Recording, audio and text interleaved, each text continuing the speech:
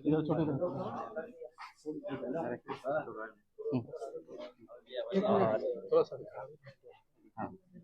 वाला सी है, ये वाला अरे भाई रुको, तुम चिल्लाओ, छोड़ो इधर का, थोड़ी जगह बना दो, चिल्लाओ। हाँ सर, बताएं किस तरह से आज रैली का आयोजन किया गया, क्या खास मामला रहा था? आज अनुसूचित क्षेत्र के अंदर जो आरक्षण को लेके विशेषकर मेन जो आज सभा और रैली का आयोजन था, रिजर्वेशन जो पॉलिसी है उसको लेके था, और जिस तरह से अनुसूचित क्षेत्र में संवैधानिक प्रावधानों को नजरअंदाज किया जा रहा है, इन सारे समस्त इशू को लेके हमारे 31 सूत्री मांगे थी। इन सारे मांगों को लेके हमने ज्ञापन रैली किया गया है। इसमें बड़ा जो मुद्दा था रिजर्वेशन पे था। रिजर्वेशन पे एक सबसे बड़ी समस्या ये आ रही है कि हमारे रिजर्व कैटेगरी एसटी हो या एससी हो या ओबीसी हो, जो भी हो, लेकिन अनुसूचित क्षेत्र का रिजर्वेशन पॉलिसी अलग तरीके बनी हुई है। संवैधानिक अनुच्छेद 244(1) 5वीं अनुसूची के तहत सारा आइडेंटिफाई किया गया है कि शेड्यूल एरिया में रिजर्वेशन पॉलिसी किस तरह से रहेगी। अब सुप्रीम कोर्ट का एक जजमेंट आया है, उसमें कैटेगरी वाइज मतलब कोटे में कोटा का जो आया है, और उसको लेके पूरे देश के अंदर माहौल बना हुआ है।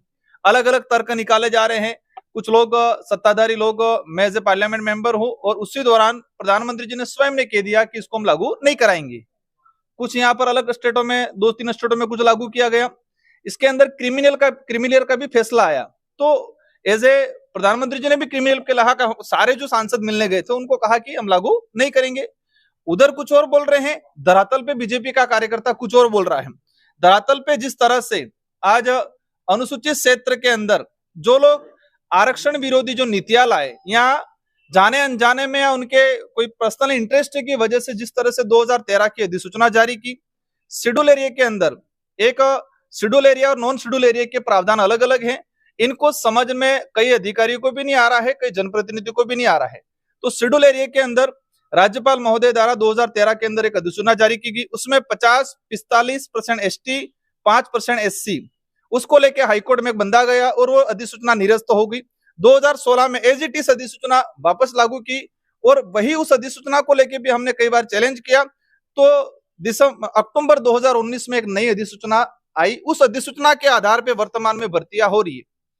2013 की मेन अधिसूचना 2013 की है, लेकिन 2016 में इसको परिवर्तन किया। शब्दों में भावना वही है, उद्देश्य 2013 वाला ही है। 2019 में फिर चेंज किया, और यहाँ पर ये स्थिति बनी हुई है कि 45% एसटी को रिजर्वेशन, 5% एससी को, और 50% ओपन कैटेगरी कर रखा है इन लोगों ने।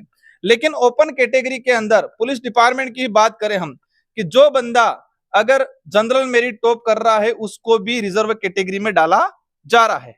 मैंने सारा डाटा मेरे पास पड़ा है, गवर्नमेंट को लेटर लिखा है, और आज के ज्ञापन में भी हमने चीजें दी गई है। तो जो रिजर्व कैटेगरी का बंदा अनरिजर्व में जा रहा है, यहाँ पर 75% ट्राइबल इलाका है और ट्राइबल इलाके को 45%।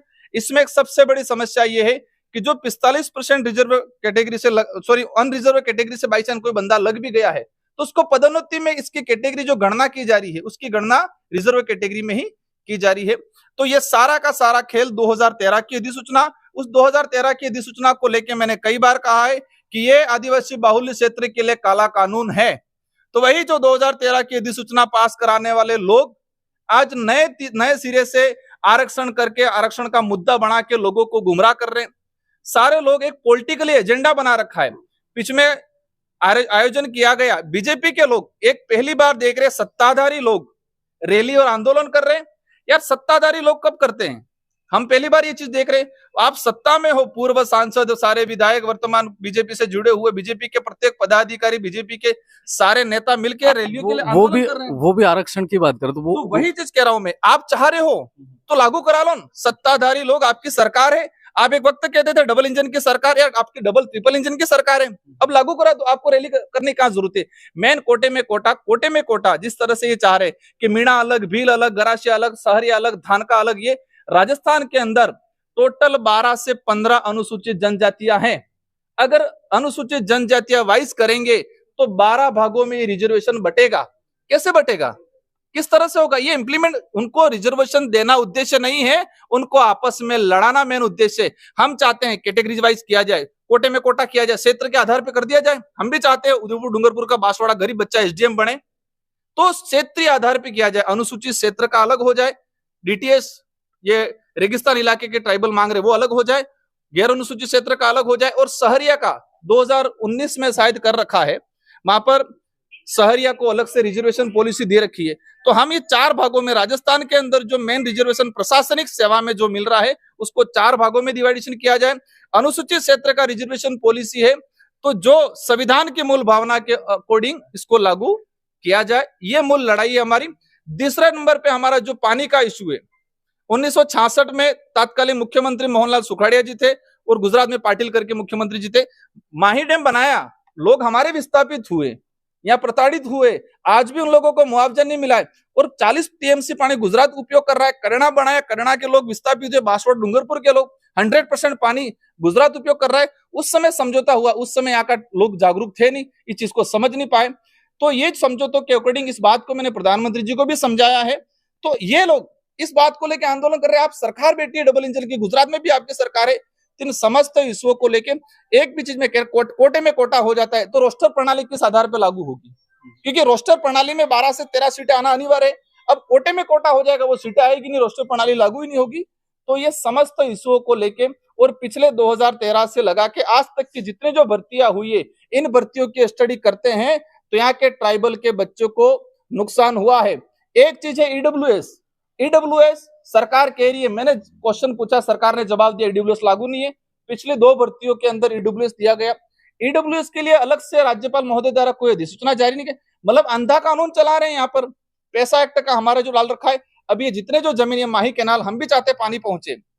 भूमि अधिग्रहण 2013 के अंदर स्पष्ट लिख रखा है कि आपको जन सुनवाई करनी है, आपको पैसा एक्ट के तहत ग्राम सभा से अनुमति लेनी है, इसके बाद आपको। अब लोगों को मुआवजा नहीं लिया है, मुआवजा नहीं मिला है, पैसा एक्ट के तहत ग्राम सभा बनी है, ना जन सुनवाई की गई है और कालाबाजारी के तहत कुछ लोग इधर इधर जमीन लोगों को बिगाड़ रहे हैं। तो ये मैं जहां तक समझता हूं, इन चीजों को हम छोड़ने वाले नहीं, हम पीछे पड़ के रहने वाले। जो भी अधिकारी है, जो भी वो अगर कानून की अवहेलना, पैसा एक्ट सबके लिए लागू, पैसा एक्ट की अवहेलना करते हैं अधिकारी तो उनके खिलाफ भी कार्रवाई की जाएगी। बांसवाड़ा विधायक अर्जुन सिंह बामनिया भारत आदिवासी पार्टी को कहते हैं कि लंबी रेस का घोड़ा नहीं है, 5 साल में निपट जाएगा। अब जो घोड़ा दौड़ता है उसको ही पता है कि वो कितनी लंबी रेस का घोड़ा है, ठीक है। वो तो मैं क्या, जनता तय करती है कि किसको, राजनीतिक जो है एक लोकतांत्रिक दौड़ में किस घोड़े को कितना दौड़ाना है वो तय, उसकी नीति, उसकी सोच, उसके विचार करते हैं और साथ में जनता का बहुमत तय करता है। तो वो जनता तय करेगी और हमारी नीति, हमारे विचार और हमारे उद्देश्य तय करेंगे। विधानसभा चुनाव में तो बहुत अच्छा गठबंधन रहा था सर, और विधानसभा ने लोकसभा में रहा था। लोकसभा में जो सिचुएशन जो बनी थी उस समय हम खुद मानते हैं कि कहीं न कहीं इंडिया अलायंस के कुछ लोगों का 100% नहीं कह सकते, कुछ लोग ऐसे भी जो अंदर खाने बीजेपी को काम कर रहे थे। जिन लोगों का सहयोग रहा है उनका एहसान आज भी हम मानते हैं और उनकी जो भी बात होती है आज मेरे पास आते हैं, उनके काम में करता हूं। हम एहसानमंद लोग हैं, किसी को मतलब इधर उधर काम नहीं करेंगे और किसी को नजरअंदाज नहीं करेंगे। मैं सबका सांसद हूं, मेरे पास जो भी व्यक्ति आएगा किसी भी विचारधारा उनका काम करेंगे। अब उनके बोल कैसे हैं, वो क्या है, वो तो वही जाने। बांसवाड़ा को संभाग हटा दिया है, उसके लिए क्या कहेंगे? बांसवाड़ा को संभाग से हटा दिया, उसके लिए? हाँ, बांसवाड़ा संभाग को लेके भी हमने ये इस इशू को लेकर हमारे कुछ वक्ताओं ने बताया गया है।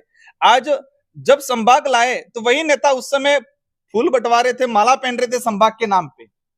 आज संभाग हटा है तो वो कह रहे ठीक है, कोई दिक्कत नहीं, वो सरकार की नीतियां है और वैसे जरूरत नहीं थी। आज राजस्व के इशू अगर माने तो हमारे लोगों को जाना पड़ रहा है, वहां उदयपुर जाना पड़ रहा था।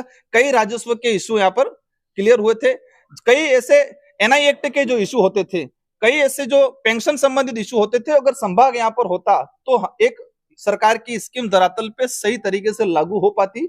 एक बड़ा नुकसान किया है ये बात अलग है कि यहाँ का व्यक्ति जागरूक नहीं है, मानते इस बात को, इसी का सरकार फायदा उठा रही है। लेकिन जिस दिन जनता को पता चलेगा कि हमारे साथ गलत हुआ है, आज से 10 साल बाद भी पता चलेगा, 10 साल बाद भी यहाँ की जनता वर्तमान सरकार से बदला लेगी। नहीं, आपने इसके लिए कोई पहल की क्या? आपने जो ज्ञापन दिया है उसमें 11वें नंबर पे आपने पॉइंट लिखा है कि यहाँ के लोकल के कुछ लोगों ने मीणा शब्द लिखना यूज कर दिया है, सरने मीणा, वो पूरा मामला थोड़ा सा देखो, हमारे वक्ताओं ने बताया था कि अगर इस इलाके में मीणा गोत्र या मीणा समूह के लोग होते, हम किसी भी जाति, वो भी हमारे भाई है, इस इलाके में दूसरे इलाके में इस देश के अंदर रहने वाला प्रत्येक वर्ग, प्रत्येक व्यक्ति जो मानवता में विश्वास रखता है उसके साथ हमारी संपत्ति है। लेकिन इस इलाके के अंदर भील समूह था। ऐतिहासिक पृष्ठभूमि पे जाए, सबसे पहले 1576 के अंदर हल्दी घाटी का युद्ध हुआ। अगर यहाँ मीणा थे तो इतिहास में यह पढ़ाया जाता कि महाराणा प्रताप का मीणाओं ने साथ दिया। 1855 के आसपास मेवाड़ भिलकोर बनाई, अगर यहाँ मीणा होते तो मीणा भिलकोर बना। 1841 में मेवाड़ भिलकोर बनाई, अगर यहाँ मीणा होते तो मेवाड़ मीणा कोर बटालियन बननी चाहिए थी। इसके बाद हम आते हैं आजादी के बाद 1965 तक सारे राजस्व रिकॉर्ड में बिल लिखा हुआ है। 1965 के बाद यहाँ पे लोगों के नाम मीणा मीणा दर्ज किया गया है। तो ये हम जहां तक समझे हैं, इसकी सारी स्टडी की हमने, इसका खुलासा भी करेंगे कि किसने किया, क्यों किया। और आज जो कह रहे बीजेपी वाले, सबसे पहले आप ये काम करा लो नहीं, जाके जो गलतीवंश से जो भी हुआ है, जो बिल है उसका राजस्व रिकॉर्ड में मीणा है, उसकी जाति में मीणा है, उसको संशोधन करा लो। अब डिवाइडेशन करेंगे तो आप हमारा आसपुर का आदमी कहां जाएगा, बांसवाड़ा के कई मीणा लगा रखे वहां कहां जाएंगे। तो ये सबसे बड़ा ज्वलन मुद्दा है और इन इशुओं को लेकर हम लोग काम कर रहे हैं और इसकी सारी स्टडी भी की है। 1965 के बाद ये सारा खेल क्यों हुआ उसके पीछे भी हम लोग जा रहे हैं। Okay, thank you.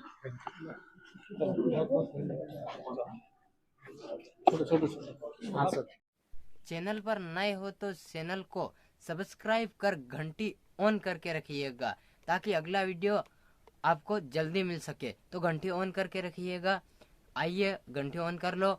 और भारत आदिवासी पार्टी के न्यू चैनल है यूडी बांसवाड़ा लाइव, तो सब्सक्राइब कर बेल आइकन घंटी ऑन करके रखिएगा।